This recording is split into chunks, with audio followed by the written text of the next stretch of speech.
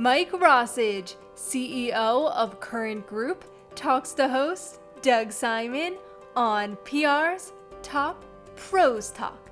Mike, can you give a quick overview of some of the key points in your journey from DNA Communications joining in 2020 to now your role at the Current Group?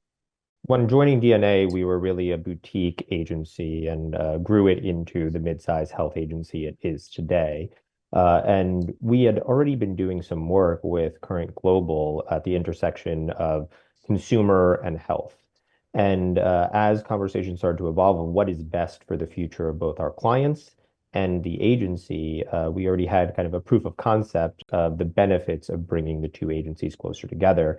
And so that's part of why last year we formed Current Group, bringing DNA Communications as a health focus agency and Current Global as this culturally forward connections agency together as independent but interconnected agencies. Yeah. Has that shaped sort of your vision of what the mid-size agency of the future looks like? I know that's a term that you like to use.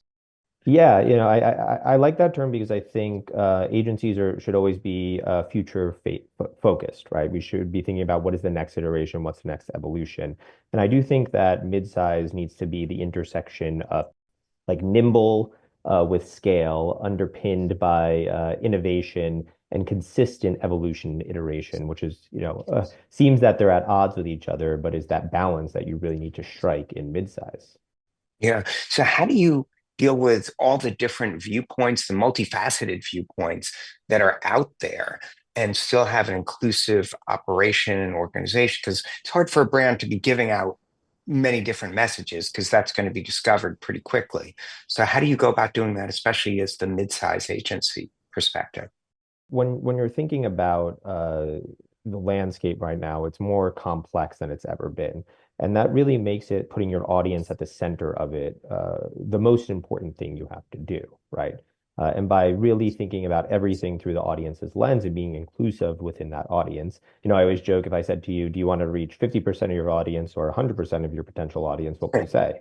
I would probably say, well, 90% of them would be good. I'll take that. But All right, so 100%, I hear where you're going. You'll take 90. And so Yeah. that requires you to think inclusively of what do those 90% care about? What is the common ground? What is something that you can find that they will all agree on, which is seemingly impossible, but that is, our job as an agency to help our clients find that and help create a story that will break through and appeal to them on their terms.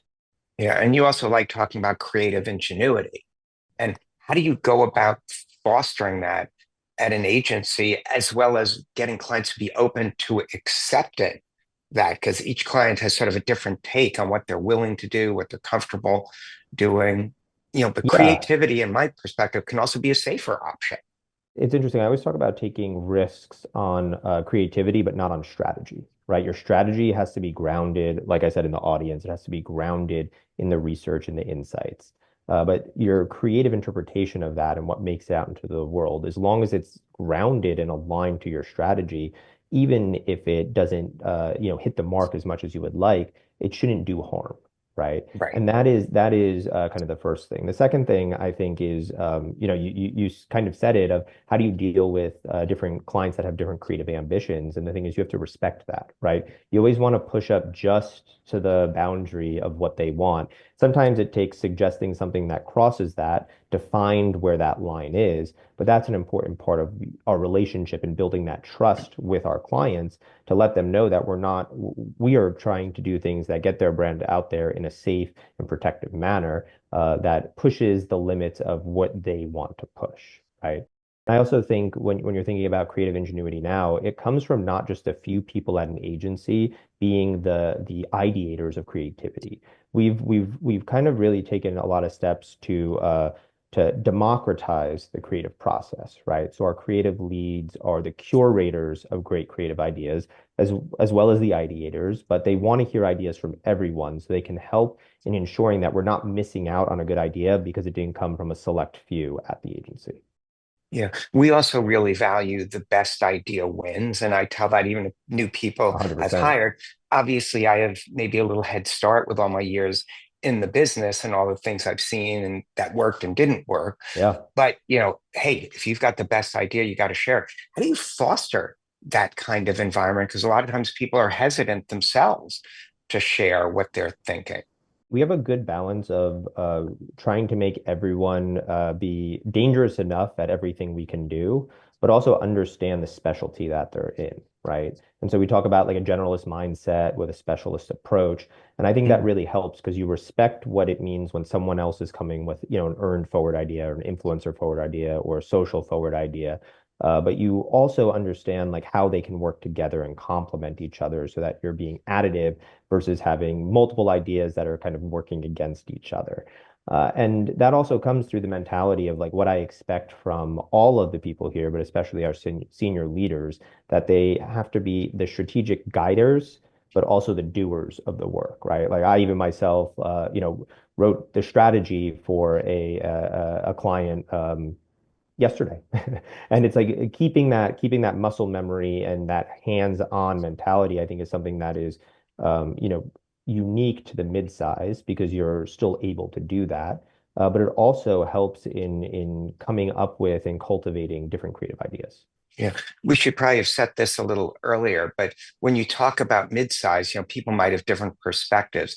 Clearly it's not the 1,000-person agency, and maybe it's not the boutique firm with 15 or 20. Where do you see mid-size fitting in? Is it about the mental approach, or is it purely about the numbers of people and resources? It's a great point because I think it's a combination of the two. You have some agencies that are very big that can act in that nimble way, and some agencies that are smaller that struggle to be as nimble. And I think to me, it's a combination of mentality and size, right?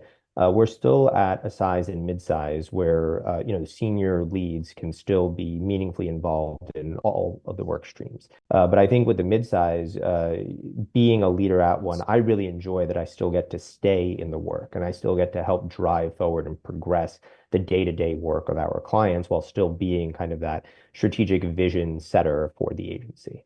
I think you might have just created a great definition for mid-size agency as it's an agency that has resources, but you can be in touch with leadership to have them actually actively engaged in the work that you need done. I'm an optimist, so I'll try and be actually an optocynic, but we don't have to go there yet. But we can I finish on the think I think you and positive. me both. So. Yeah. So what do you see as some of the challenges facing PR? What are some of the big challenges? We'll get to that first, and then we can get to where hope it still Yeah, lives. I think like how and where to authentically connect with people because the landscape changes so quickly is a challenge that is facing marketing communications right now. And I think that continual evolution that I was talking about before is I think what combats that. You have to you can't set and forget anything in this day and age. It's especially true when it comes to the media networks that people are engaging with. And so that's, I think, going to be a challenge in perpetuity now. And then the other thing that I think is a challenge now, and part of this is unique to our industry, but I think it's just the world as a whole, is dealing with paradoxes and polarizations. I think Mhm. polarization has become a business model for a lot of companies. But when you're tasked with communicating to people, regardless of their beliefs, um, you have to find common ground, as I said before, which becomes increasingly harder. And so it takes really knowing the audience and really uh, understanding and taking the time to appreciate the nuances to get into something that will actually break through both in the where, but also with the what on the message. Yeah, we hear a lot about polarization from the people I speak to. Obviously, that's top of mind. Not as much about paradox. Can you go into that a little bit? Because you brought that term up, and I think it's pretty interesting. Polarization, I think, creates paradoxes sometimes where if you give broad sweeping statements about the American people, you have things that are happening that are on the polar opposite sides that are both breaking through in culture. I think a great example was last year. You had uh, kind of the first ever OTC birth control get launched, but you also had states in the country re-looking at access to women's health. That's a paradox, right? Both were Mm. happening at the same time in the same country, and there were audiences that we speak to every day that agree with one side or the other, and some who actually agree with both. And that's just a tension of a paradox that lives in the country. That's top of mind. That's really thoughtful. So now let's end on an optimistic note. What are the biggest opportunities for communicators who get it right? And that could be both from an agency perspective or from the brands that you work with. You can't buy a connection, right? You can't buy a memory, but you can set up a campaign or a communication that creates both of those. And people who get it right will earn mind share, which is ultimately the thing everyone is working for, whether they are, partnering or paying or pitching to get that mind share. But at the end of the day, I think that is the biggest opportunity is when you start thinking about it of how do you earn mind share and how do you make sure that you are creating an authentic connection. Great. Well, this is fantastic. Great information. Thanks so much for being part of the video podcast. Yeah, thank you. Appreciate the conversation as always, Doug.